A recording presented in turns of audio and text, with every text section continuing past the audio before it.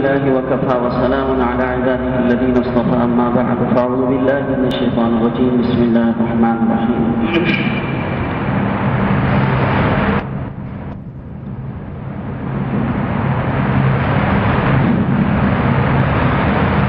قل إن كنتم تحبون الله فاتبعوني يحببكم الله ويغفر لكم ذنوبكم والله غفور رحيم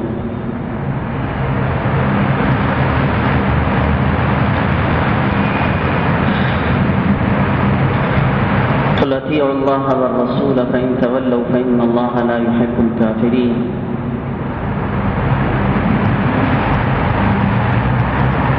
صدق الله مولانا العظيم.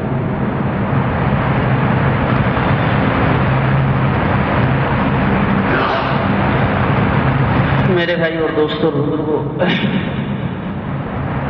حضرات صحابہ اکرام رضوان اللہ علیہ مجمعین کو اس بات کا اعتراف تھا کہ اللہ تعالیٰ نے ہمیں حضور نبی کریم صلی اللہ علیہ وسلم کی بدولت ہدایت عطا فرمائی ہے اور گمراہی سے اللہ تعالیٰ نے ہمیں نکالا ہے. ہم گمراہی میں تھے، ذلت میں تھے، پستیوں میں تھے، کفر کی اندھیریوں میں پڑے ہوئے تھے. اللہ تعالیٰ نے محمد صلی اللہ علیہ وسلم کو بھیجا اور آپ کے ذریعے سے اللہ تعالیٰ نے ہمیں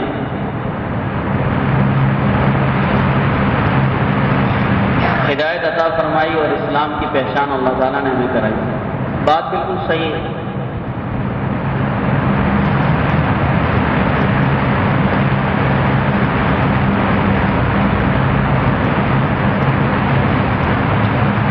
اس لیے صحابہ حضور صلی اللہ علیہ وسلم کی بہت قدر فرماتے تھے. آپ کی ایک ایک چیز کی بہت زیادہ اہمیت اور قدر تھی صحابہ کے دلوں میں، اور پوری زندگی صحابہ اس کی حفاظت کرتے تھے.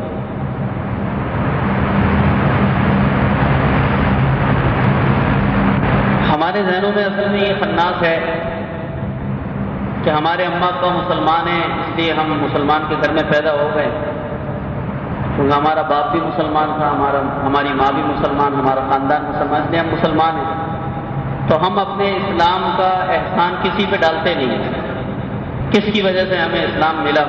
ہمیں ابھی تک کسی کی پہچان اور اس کے بارے کے اندر کوئی دماغ میں ہمارے کبھی سوچ بھی نہیں ہے کہ آدمی یہ سوچے بیٹھ جائے کہ میں کیسے مسلمان ہوں.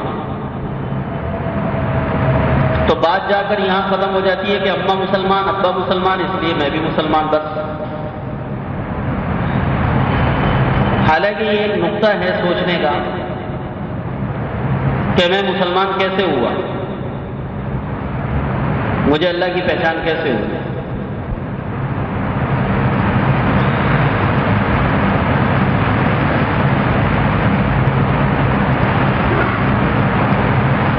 حالانکہ دنیا کے اندر ایک بہت بڑی تعداد اب بھی ایسی پیدا ہو رہی ہے کہ جن کو اللہ تعالیٰ کی، اس کے نبی کی، اسلام کی کوئی پہچان ہی نہیں ہے. لاکھوں لوگ دنیا میں اس طرح بچے پیدا ہو رہے ہیں. کتنی بڑی دنیا ہے، کفر میں زندگی گزار رہی ہے اور اسی حال میں مر جاتے ہیں لوگ.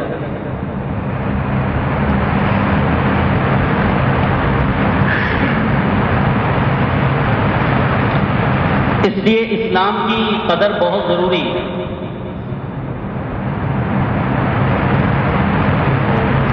ناقدری اتنا بڑا جرم ہے کہ اللہ تعالیٰ کی ادنا سے ادنا نعمت کی بھی اگر ناقدر دانی کی جائے تو کچھ وقت اللہ تعالیٰ چھوٹ دیتے ہیں، مہلت دیتے ہیں. جب تسلسل ہوتا ہے ناقدر دانی کا، ناشکری کا، تو اللہ تعالیٰ چھوٹی سی چھوٹی نعمت کو بھی پھر اس انسان کے بعد باقی نہیں چھوڑتے، اس سے لے لیتے ہیں. بہت معمولی نعمتیں. تو جب اللہ تعالیٰ کی یہ سنت ہے کہ اللہ تعالیٰ اپنی چھوٹی نعمتوں کی بھی ناقدری کرنے کی وجہ سے اس کو اللہ تعالیٰ چھین لیتے ہیں، واپس لے لیتے ہیں، تو اسلام، ہدایت، ایمان یہ تو بہت بڑی نعمت ہے. اللہ نہ کرے اگر اس کی ناقدری کی گئی تو اللہ چھین نہ لے. اس سے ڈرتے تھے صحابہ. اور یہ ڈر معاف کیجیے گا ہمارے دور کے اندر مجتمعین ہم سب میں سے کسی میں بھی دل کے کسی کونے میں ہمارے نہیں پایا جاتا کہ اللہ ہم سے اسلام چھین نہ لے. اس بات کا ڈر نہیں ہوتا. اس کا تو ڈر ہے ہمیں کہ میں نے اپنی 4 بیٹیوں کی شادیاں کر دی ہیں، اللہ تعالیٰ ان کو خیر سے رکھے، کسی کو طلاق نہ ہو، داماد تنگ نہ کرے، پریشان نہ ہو۔ یہ تو دعا مولوی صاحب سے کراتے ہیں آ کر کہ مولوی صاحب دعا کریں اللہ تعالیٰ میری بیٹیوں کو اپنے گھروں میں آباد رکھے، خوش رکھے۔ اس کا تو ڈر ہے کہ میں نے بچیوں کی شادیاں کر دی ہیں، ان کے نرینہ اولاد نہ ہوئی تو سسرال کی طرف سے تانے ملیں گے، اس لیے نرینہ اولاد کے لیے تعویذ بھی لیتے ہیں، دعائیں بھی کراتے ہیں۔ اولاد نہ ہو، بانجھ ہو بچی، اس کی بھی دعا کراتے ہیں، ایسا بھی نہ ہو، اس کا خوف ہے۔ دکان ہماری ٹھپ نہ ہو جائے، ہماری نوکری ہمارے ہاتھ سے نہ چلی جائے، میری صحت جو ہے خراب نہ ہو جائے، اس کا تو غم اور اس کی فکر ہے۔ لیکن اس بات کی فکر عام طور کے اوپر کہ اسلام اللہ کی ایک بہت بڑی نعمت ہے، بلکہ میں یہ کہتا ہوں کہ اللہ تعالیٰ کے خزانوں میں جتنی بھی نعمتیں موجود ہیں ان میں سب سے بڑی نعمت اللہ کے خزانوں میں ہدایت کی نعمت ہے، بس اس سے بڑی کوئی نعمت نہیں ہے۔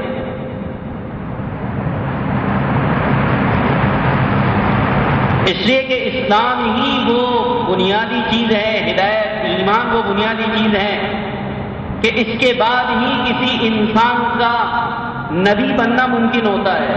کوئی نبی بغیر ایمان کے نبی بھی نہیں بن سکتا، بولو بن سکتا ہے؟ نبوت جیسا مقام اللہ تعالیٰ اس وقت عطا فرماتے ہیں کہ جب ایمان ہے،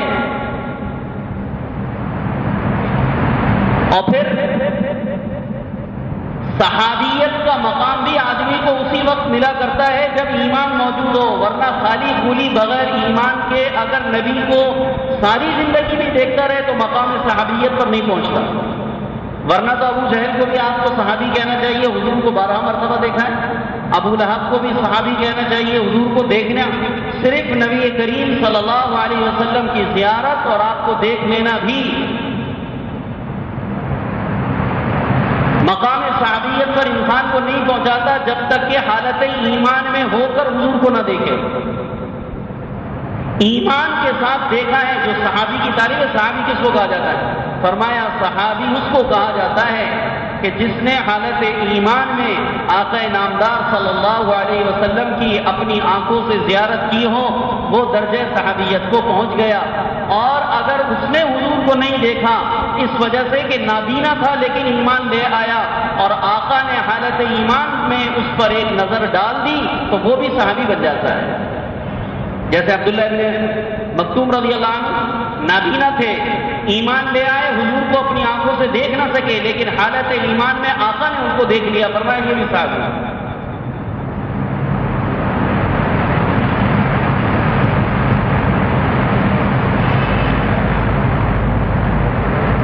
اس لیے حالت ایمان میں حضور کو دیکھنے سے آدمی کیا بن جاتا ہے؟ صحابی بن جاتا ہے۔ اس لیے اگر اہل بدعت کے عقیدے کو تسلیم کر لیا جائے تو صحابیت کا پھر درجہ بند نہیں ہوتا۔ وہ کہتے ہیں ہر دور میں حضور آ جاتے ہیں، ہماری مجلسوں میں آ جاتے ہیں، ہمارے علماء دیکھ بھی لیتے ہیں، باقاعدہ دیکھتے ہی جبھی تو ان کو احساس ہوتا ہے، سب کو کھڑا کر دیتے ہیں، بیٹھے ہوئے ہوتے کہتے ہیں کھڑے ہو جاؤ حضور آ گئے، تو کسی نے دیکھا تو ہے۔ تو حالت ایمان میں جو حضور کو دیکھ لے وہ کیا بن جاتا ہے؟ صحابی۔ تو آج کے دور میں بھی پھر صحابہ ملیں گے آپ کو، جو سارے حضور کو دیکھنے والے صحابی ہیں پھر تو بھائی ایسے صحابہ کی شان کو نہ گھٹایا جائے۔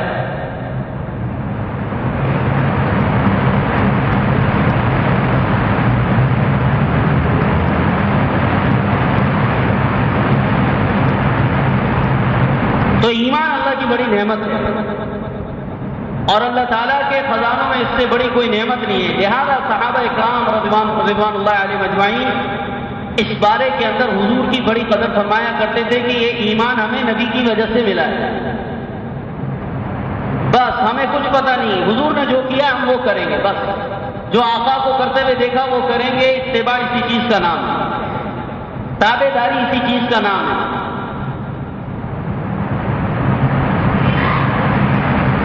عبداللہ ابن عمر رضی اللہ عنہ، ان سے عبد الرحمن ابن امیہ ابن عبداللہ، وہ خود بھی صحابی و مسلمان ہیں، انہوں نے سوال کیا عبد الرحمن ابن امیہ نے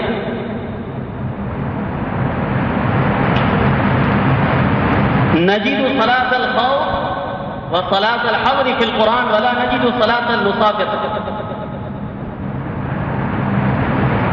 اے عبداللہ ابن عمر، ہم نے قرآن پاک کے اندر صلاۃ الخوف کی آیات پڑھی ہیں. صلاۃ الخوف کا ذکر قرآن میں موجود ہے. اور صلاۃ الحضر مقام پر رہ کر ظہر میں 4، عصر میں 4 یہ نمازیں پڑھنا، فجر اتنی نماز حضر، صلاۃ الحضر کا ذکر قرآن میں موجود ہے. اقیموا الصلاۃ وآتوا الزکاۃ وارکعوا مع الراکعین وغیرہ آیات.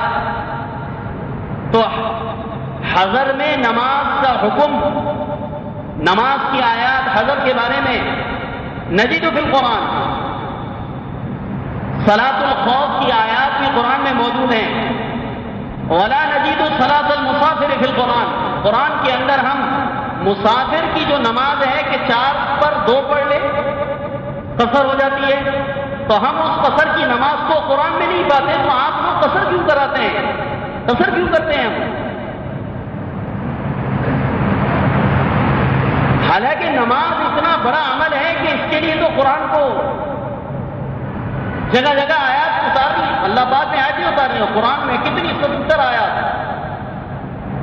تو زکوٰۃ کے ساتھ مل کے آئی ہے. اس کے علاوہ نہ جانے کتنی جگہ الگ سے قرآن کے اندر نماز کا ذکر موجود ہے. تو نماز ایک بڑا رکن ہے، نماز ایک بڑا عمل ہے. اس لیے پورے قرآن میں نماز پھیلی ہوئی ہے. تو جس کے پاس نماز نہیں وہ قرآن کے درمیان سے بھی محروم، قرآن کے شروعات سے بھی محروم اور قرآن کے آخر سے بھی محروم.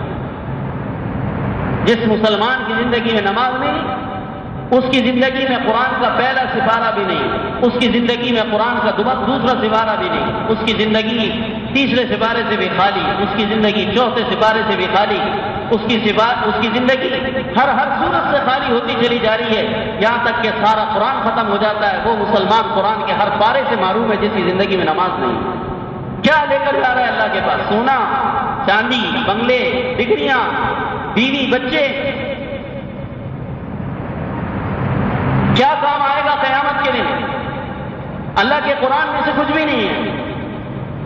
سارا قرآن نماز پر بار بار آیات اتاری جا رہی ہے، بار بار نماز بتائی جا رہی ہے.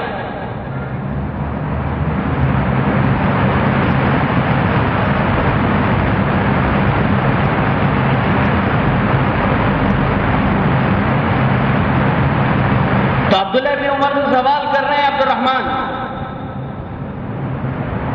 ہم نماز جو مسافرانہ ہے، صلاۃ الخوف، خوف کے وقت میں نماز کو قصر کر کے پڑھے، دشمن کا جب خوف ہو.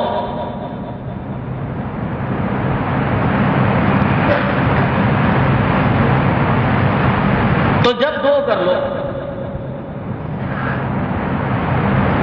قرآن پاک میں حکم موجود ہے وَإِذَا ضَرَبْتُمْ فِي الْأَرْضِ فَلَيْسَ عَلَيْكُمْ جُنَاحٌ أَن تَقْصُرُوا مِنَ الصَّلَاةِ إِنْ خِفْتُمْ أَن يَفْتِنَكُمُ الَّذِينَ كَفَرُوا إِنَّ الْكَافِرِينَ كَانُوا لَكُمْ عَدُوًّا مُّبِينًا. جب آپ زمین میں سفر کریں، چلت پھرت کریں، وَإِذَا ضَرَبْتُمْ فِي الْأَرْضِ، جب تم زمین میں سفر کرو، فَلَيْسَ عَلَيْكُمْ جُنَاحٌ أَن تَقْصُرُوا مِنَ الصَّلَاةِ، تو کوئی حرج نہیں ہے نماز میں قصر کر لیا کرو.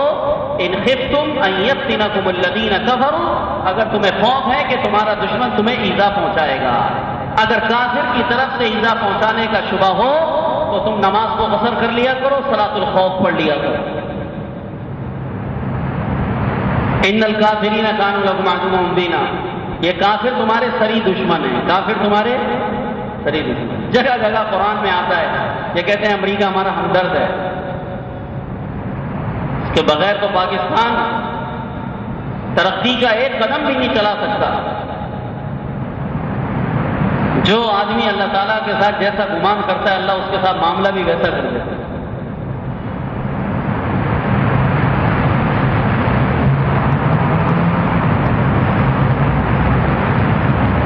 تو عبداللہ ابن عمر سے ایک بڑا مضبوط سوال ہوا کہ قرآن میں نہیں ہے.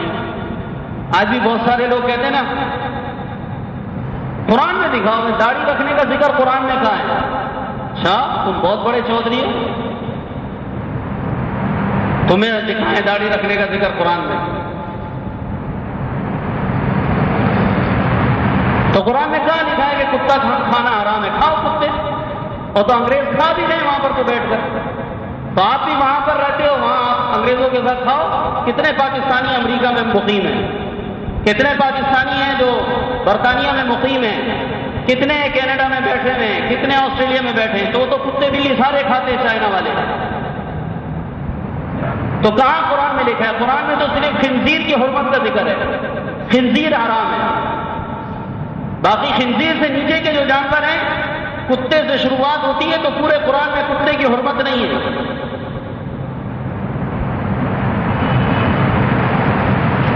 اور عملاً وہ کھا بھی رہے ہیں۔ اس سے یہ پتہ چلتا ہے کہ صحت کو کوئی نقصان کا معاملہ بھی نہیں ہے، اس لیے کھاتے رہنا چاہیے۔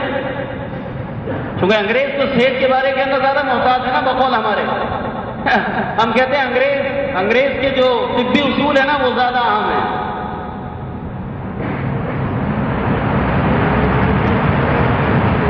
اس لیے ان کے اقوال پہ چلنا چاہیے۔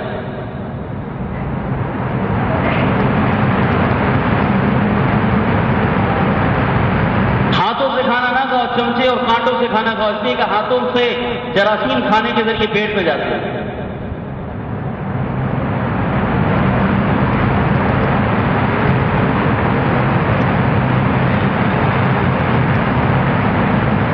اور ہمارے نبی نے کہا کہ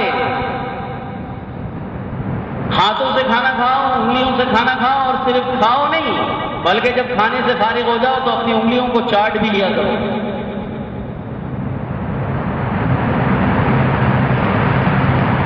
اور بعض لوگ انگلیاں چاٹنے کو گھن شمار کرتے ہیں، ان کو گھن آتی ہے، انگلیاں چاٹنا تو گھن آتی ہے۔ کیا کر رہے ہیں؟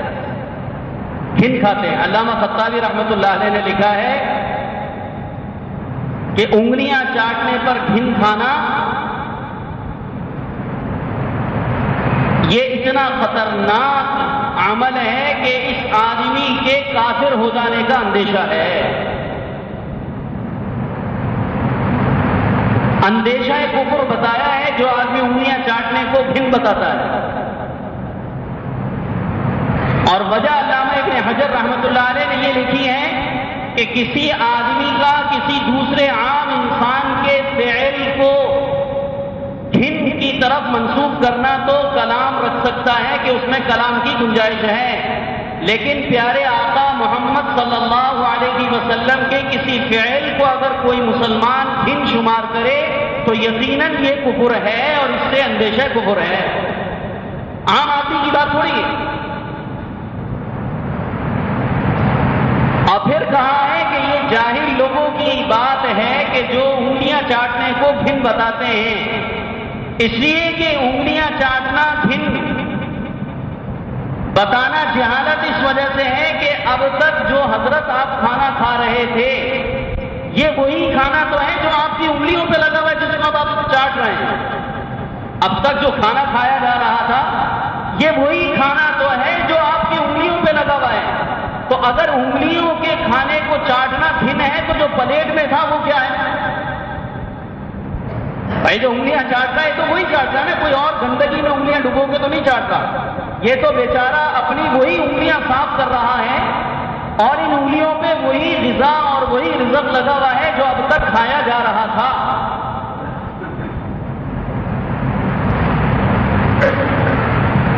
اور بات دراصل یہ ہے کہ یہ بات عادت کے قبیل سے ہے۔ جس کو عادت ہو جائے اس کو گھن معلوم نہیں ہوتی، جس کو عادت نہ ہو اس کو کیا معلوم ہوتی ہے؟ اس کو گھن معلوم ہوتی ہے۔ اس سے مولانا زکریا رحمۃ اللہ علیہ نے لکھا ہے کہ کسٹرڈ، پھرنی، شیر، خورما جب کھایا جاتا ہے تو اس کو ملعقہ چمچے سے کھاتے ہیں، تو وہ چمچہ لیتا ہے اور لینے کے بعد کھیر بھر کر اپنے منہ میں رکھتا ہے، اور منہ کے تھوک اور لعاب اس چمچ کے ساتھ واپس آتا ہے اور تھوک والے چمچ کو دوبارہ پلیٹ میں ڈال کے کھاتا ہے۔ ہم گدھے کو گن نہیں آتی۔ یہ جو بار بار منہ میں چمچ لے جا رہا ہے پھر اس کو پلیٹ میں ڈالتا ہے، تو یہ جو چمچہ ہے اس میں بھی تو تیرے منہ کا لعاب اور تھوک لگا ہوا ہے، اور وہ تھوک اگر فرض کریں کوئی آدمی پلیٹ میں تھوک دے تو اس کو کوئی کھانا گوارا نہیں کرے گا۔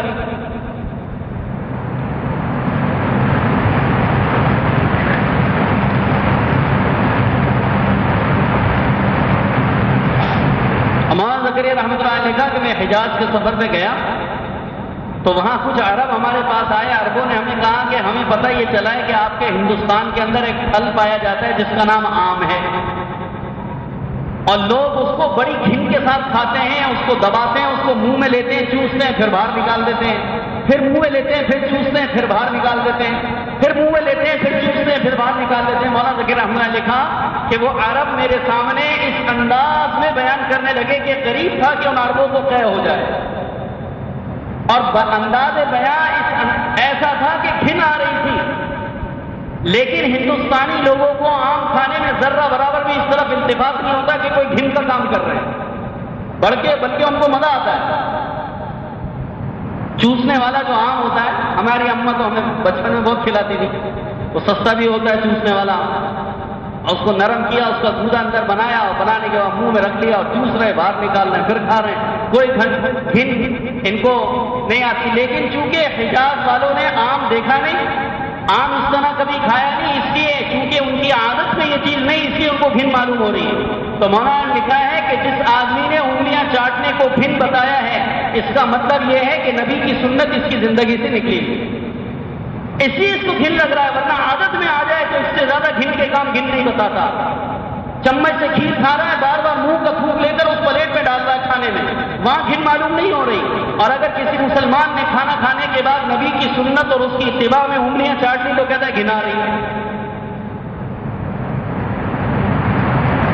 پلیٹ کو چاٹا جا رہا ہے، اس کو کہتے ہیں گھن بتلاتے ہیں. حالانکہ مشکات المصابیح کے اندر ایک روایت میں پڑھ رہا تھا، حضور صلی اللہ علیہ وسلم نے فرمایا کہ جس مسلمان نے جس برتن میں کھانا کھایا اور کھانا کھانے کے بعد چاٹ کر اس برتن پر لگے ہوئے کھانے کو صاف کر لیا، یہ برتن زبان قال سے، زبان حال سے نہیں، دیکھو بعض نے کہا ہے کہ زبان حال سے، بعض نے کہا زبان قال سے.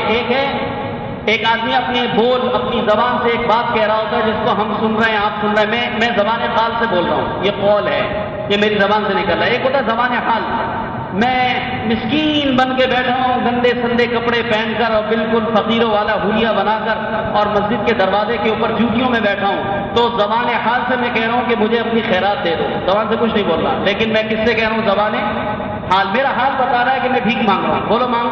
حال بتا رہا ہے نہیں بتا رہا. ایک ہوتا ہے زبان حال، ایک ہوتا ہے زبان قال. تو زبان قال سے آدمی بات کرتا ہے یا زبان حال سے اپنا مدعا اور اپنا مسئلہ رکھتا ہے. تو حضور نے فرمایا کہ جب کوئی مسلمان کسی برتن کو صاف کرتا ہے تو وہ برتن زبان حال نہ، زبان قال سے اپنے الفاظ میں اللہ تعالیٰ کی بارگاہ میں دعا کرتا ہے اور یہ کہتا ہے کہ اللہ، اس کھانے والے نے جیسے مجھے صاف کر کے شیطان سے بچا لیا تو اس کو جہنم کی آگ سے بچا. اور یہ شادیوں میں اتنا نکالتے ہیں، حالانکہ 1000 مرتبہ اس کو اپنی زندگی کا تجربہ ہے کہ اتنا کھانا مجھ سے کبھی نہیں ٹھوسا جاتا، لیکن حریص ہے، اس کو پتا ہے میں اتنا نہیں کھا سکتا لیکن نکال کے لائے گا.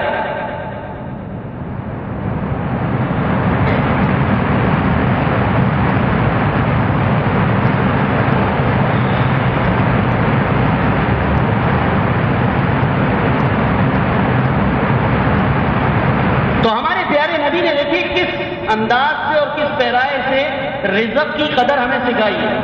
کہنے کو تو ہم برتن صاف کر رہے ہیں، لیکن میرا دماغ یہ کہتا ہے، میں جہاں تک اس حدیث کے اوپر پہنچا ہوں وہ یہ کہ اس ذریعے سے حضور نے رزق کی قدر سکھائی. اور بھائی اتنا کھانا نکالو کہ ابھی بھی تمہاری بھوک باقی اور کھانا ختم ہو چکا ہو، تمہیں برتن کو چاٹنا تک پڑ جائے.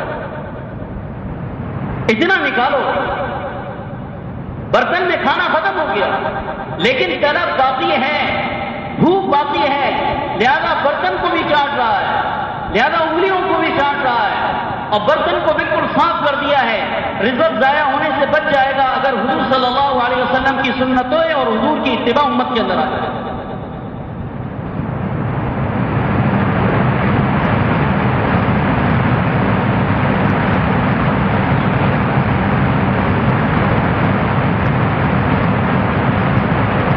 اور میں آپ کو بتاؤں کہ کھانا ضائع ہونے کی وجہ کیا ہے. کھانا ضائع ہونے کی وجہ انگریزوں کے بنائے ہوئے طریقے ہیں جو ہمارے کھانوں میں محفلوں میں رائج ہو گئے. بوفا،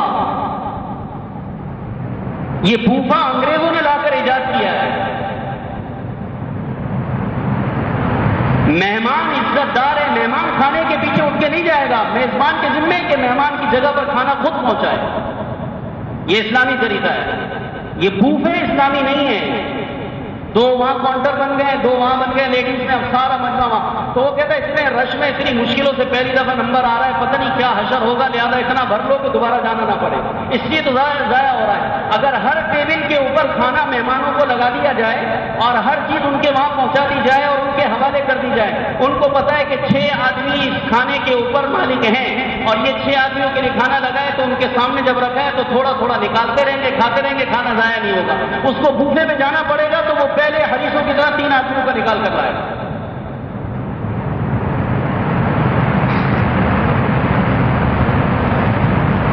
اس لیے جب حضرت ابراہیم علیہ السلام کے پاس حضرت جبرائیل اور میکائیل علیہ السلام قوم لوط کے اوپر عذاب کا فیصلہ لے کر آئے تو نوجوانوں کی شکل میں حضرت ابراہیم سے ملنے آئے.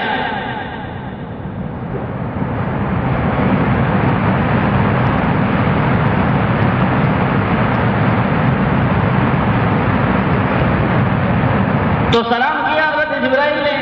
حضرت ابراہیم علیہ السلام نے بھی ان کو سلام کیا. قال سلام قوم منکرون. اجنبی مہمان معلوم ہوتے ہیں، پہچانا نہیں حضرت ابراہیم علیہ السلام نے.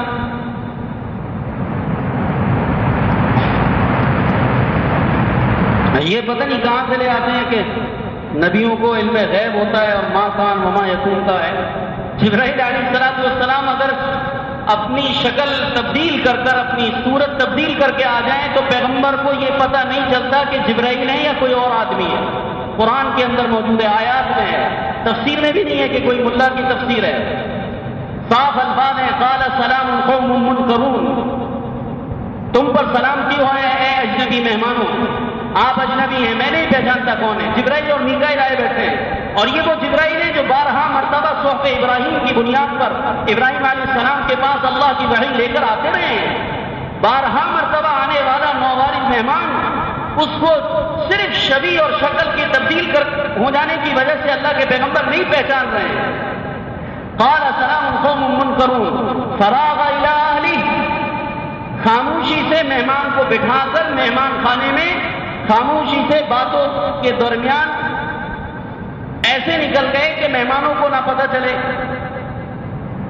باتوں میں مشغول کر کے فراغ الی اہلہ اپنی بیوی کے پاس گئے. فجاء بعجل سمین. اور ایک بکری کا بچڑا بھنوا کر مہمانوں کے کھانے کے لیے تیار کر کے لے آئے. آپ ایمانداری سے بتائیے کہ اگر ابراہیم علیہ السلام کو پتا ہوتا یہ جبرائیل اور میکائیل ہیں تو ان کے لیے بکری پکوا کر لاتے؟ فرشتے کھانا کھاتے ہیں؟ بولیے کیا پاگل پن ہے. تو بکری کا بچہ بھنوا کر لے آئے.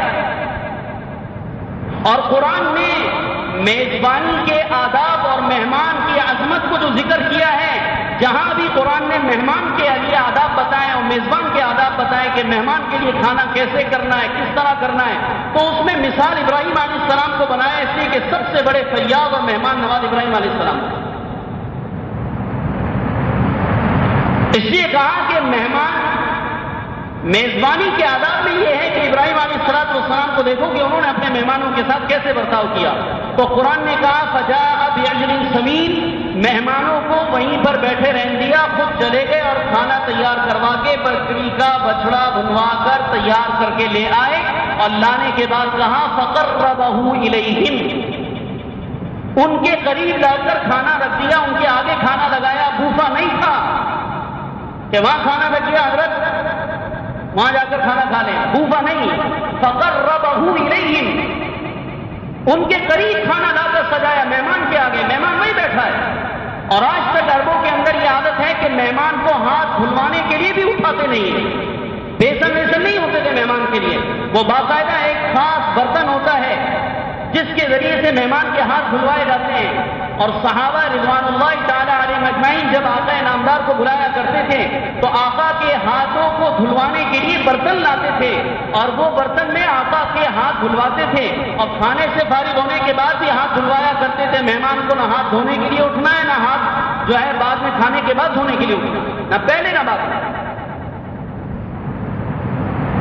مسلمان کی تقریب شادی ہوتی ہے، چند مہمانوں کو بلاتا ہے تو یہ سب کچھ کرنا آسان ہے، جب 1000 کی فہرست بناؤ گے تو یہ مشکل ہو جائے گا۔ ولیمہ کرنا ہے، 1000 کو بلانا ہے، کس لیے بلانا ہے 1000 کو؟ پر نام نمود ہے، ریا ہے، دکھلاوا ہے۔ اور اگر کبھی زیادہ بھی ہو جائے تو آداب یہ رہیں گے، 10 کو بلائیں گے، بٹھا کے کھلائیں گے، دوسرے 10 کو بلائیں گے، بٹھا کے کھلائیں گے۔ حضرت جابر رضی اللہ تعالیٰ عنہ نے جب آقا نامدار کی خندق کے موقع پر دعوت فرمائی، چھوٹا سا کمرہ تھا، چھوٹا سا گھر تھا، اور خندق کھودنے والے 1500 صحابہ تھے۔ حضرت جابر رضی اللہ تعالیٰ عنہ فرماتے ہیں کہ میں آیا اور آنے کے بعد میں نے دیکھا کہ صحابہ کے پیٹوں پر بھوک سے پتھر بندھے ہوئے ہیں، اور آقا نامدار کے بھوک کی وجہ سے 2 پتھر بندھے ہوئے تھے۔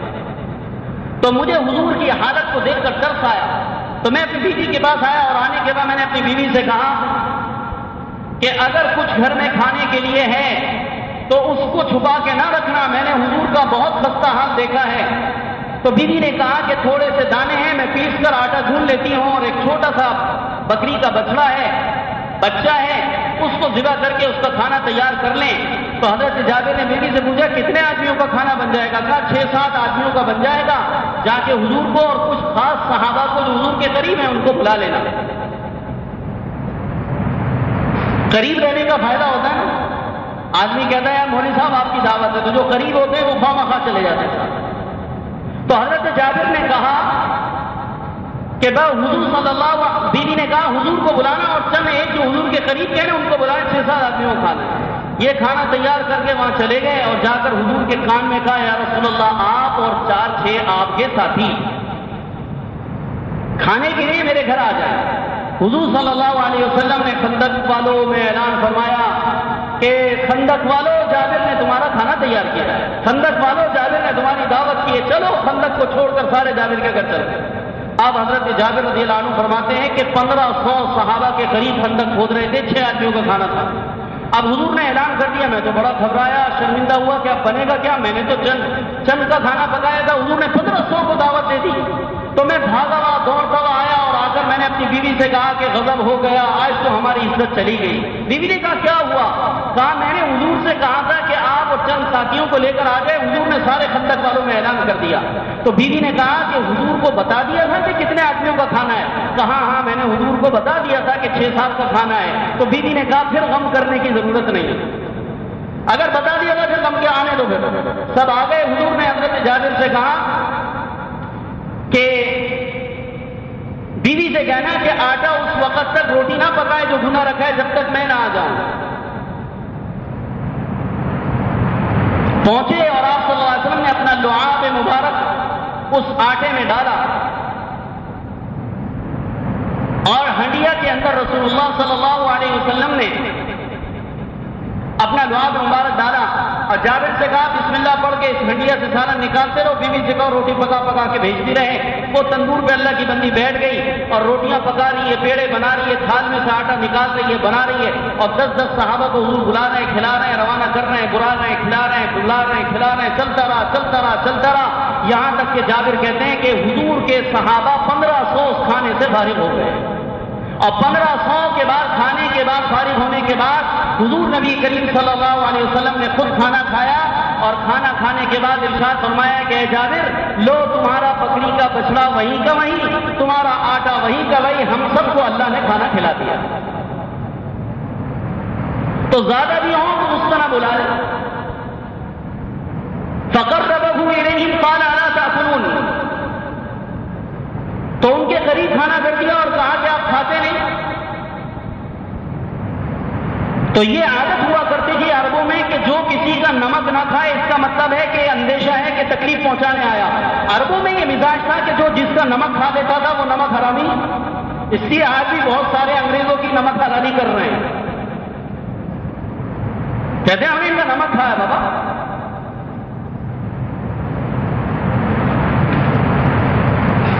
تو عربوں کے اندر یہ عادت تھی کہ جس کا نمک کھاتے تھے نمک حرامی نہیں کرتے تھے۔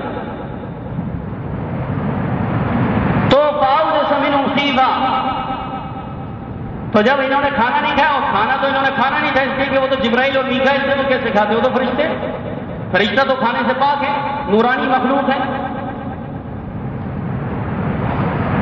تو انہوں نے کہا قالوا لا تخف وبشروا بغلام حلیم، آپ خوف نہ کریں، ہم اللہ تعالیٰ کی طرف سے بھیجے ہوئے ہیں اور اللہ تعالیٰ نے ہمیں خوشخبری دے کر بھیجا ہے کہ آپ کے یعنی آپ کی اہلیہ جو بوڑھی عورتیں ہیں، بان ہیں، سارہ علیہ السلام، ان کے یہاں بیٹا ہوگا بارو سے سلم اللہ. تو آداب جو ہے حضور صلی اللہ علیہ وسلم کی اتباع میں، تو ہر چیز کو اس میں، تو عبداللہ ابن عمر سے کہا کہ ہم نماز کا ذکر، مصادرانہ نماز کا ذکر نہیں پاتے ہیں اس کے اندر. تو عبداللہ ابن عمر رضی اللہ عنہ نے جواب دیا، تو جواب میں عبد الرحمن بن امیہ بن عبداللہ سے کہنے لگے، حضرت عبداللہ ابن عمر، دیکھو بھائی ہم یہ نہیں جانتے کہ قرآن میں ہے کہ نہیں ہے، ہمیں اس کا کوئی وہ نہیں ہے کہ یہ چیز قرآن میں ہے کہ نہیں ہے، ہم نے نبی کو دیکھنا ہے، نبی صلی اللہ علیہ وسلم نے جو کیا وہ ہم کریں گے، قرآن میں ملے گا تب بھی کریں گے، اور قرآن میں نہیں ملے گا بولو تب بھی کریں گے. قرآن میں لکھا داڑھی کہاں ہے؟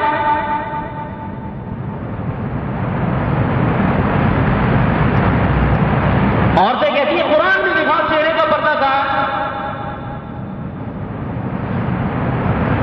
حالانکہ قرآن کے اندر ہر چیز واضح کر نہیں ہے، اللہ تعالیٰ نے بعض چیزوں کو اشارتاً بھی ذکر کیا ہے، اشارتاً معلوم ہو جاتی ہے کہ موجود سب کچھ ہے، علم نہیں ہے اتنا، سمجھ نہیں ہے اتنی، وہاں تک عقل کی رسائی نہیں ہے. تو عبداللہ ابن عمر رضی اللہ عنہ فرمانے لگے کہ بعث اللہ نبیہ ونحن اجف الناس، اللہ تعالیٰ نے محمد صلی اللہ علیہ وسلم کو ہمارے درمیان میں مبعوث فرمایا، اور ہم جفا والے لوگ تھے، جاہلیت کی رسومات جاہلیت کے اندر اندھے پڑے ہوئے تھے، اور ہمارے اندر گمراہی تھی، ہم اجف الناس تھے. اللہ تعالیٰ نے محمد صلی اللہ علیہ وسلم کو ہماری طرف مبعوث فرمایا، فنصنع كما صنع رسول اللہ صلی اللہ علیہ وسلم، تو بس ہم نے اپنے نبی کو اپنا آئیڈیل بنا لیا، اور نبی کریم صلی اللہ علیہ وسلم کو بغور ہم دیکھنے لگے. تو میں نے کئی مرتبہ حضور کے ساتھ سفر کیا ہے، اور حضور صلی اللہ علیہ وسلم سفر کے اندر سفر کیا کرتے تھے، تو جو ہم نے حضور کو کرتے ہوئے دیکھا بس وہ ہم کرتے ہیں، قرآن میں ہے کہ نہیں ہے ہمیں اس سے کوئی غرض نہیں. اتباع اس چیز کا نام ہے.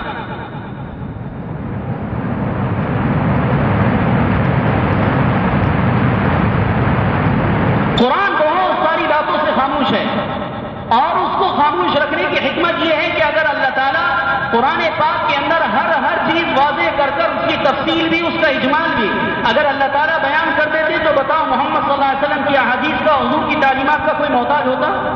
اللہ نے بہت سی چیزوں کو اس لیے مخفی رکھا ہے تاکہ میرے بندے جیسے میرے قرآن کے محتاج ہوں، ایسے میرے بندے میرے محمد کی تعلیم کے محتاج ہیں. وہ تو اللہ نے رکھا ہے.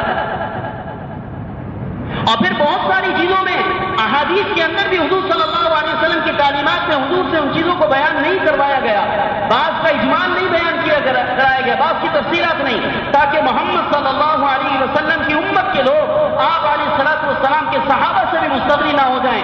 جو ہمیں قرآن اور حدیث میں نہیں ملے گا وہ صحابہ کے اقوال میں اور صحابہ کی زندگیوں میں ملے گا.